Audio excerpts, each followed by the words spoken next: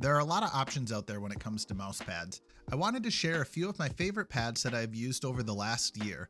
One of these I don't recommend, but all of them are pads that I have enjoyed using. Starting first with the Venus Pro. This pad comes in at $50 and I have really enjoyed using it. The pad feels very premium and offers a textured surface that gives great feedback through the mouse skates. The stitched edges are very nicely done and the 3.5mm pour-on base of the pad sticks to my desk so good that removing it feels like a plastic peel off of new electronics.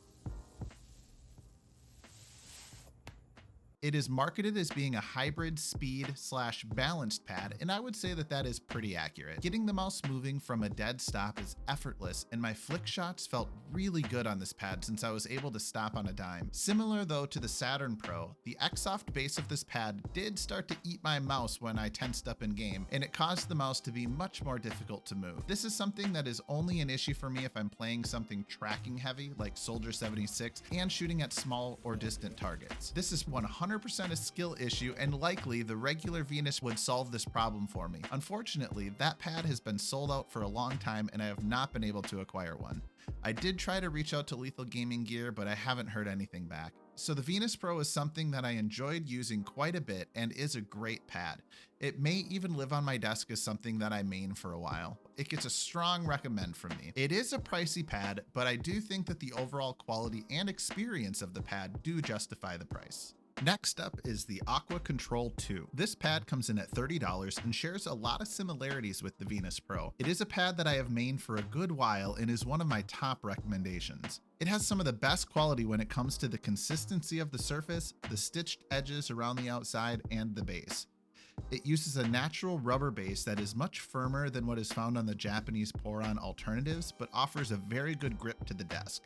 The surface of the pad seems to be very resistant to wear and looks just as good as it did the day that I got it. The overall speed of this pad is very similar to the Venus Pro, and again, it gives great feedback through the mouse skates.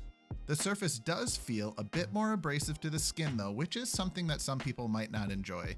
The glide is pretty similar to that of the Venus Pro, but maybe just a bit faster, and since it has that firmer base, tracking on this pad feels also better since it feels a little bit more consistent. The Aqua Control II offers a very good all-around experience that works for most types of games, but really does excel at games where tracking targets for longer periods of time is very important. This is a really good pad, and the price makes it very easy to recommend.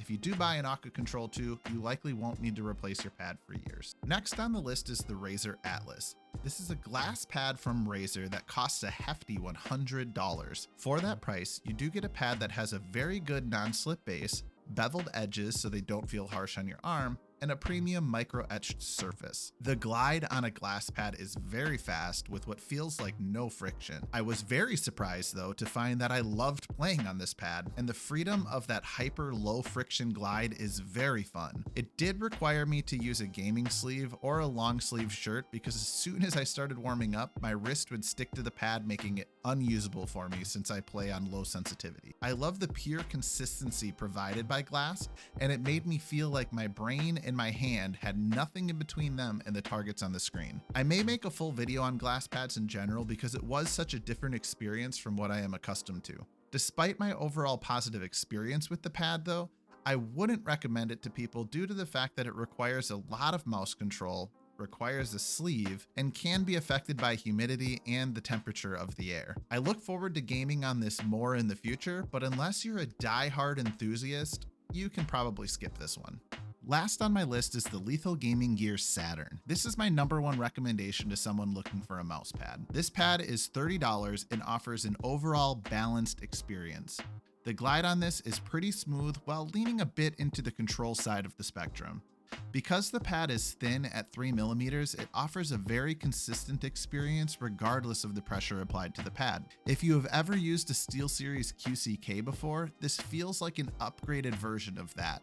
The base of the pad sticks pretty well to the desk, though not as good as other pads on this list, and the stitching around the outside is done nicely. My copy has started to show a bit of fraying on the top of the pad, but I think that is from me swapping pads around a lot and not because of normal wear and tear. There is nothing remarkable about this pad, but in the case of the Saturn, I think that's a good thing.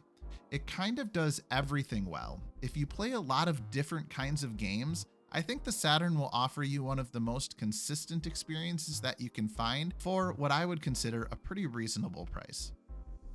I tried to keep this video short and concise with just my general feelings on these pads. Let me know if you want any more detail or if you have any questions down in the comments below.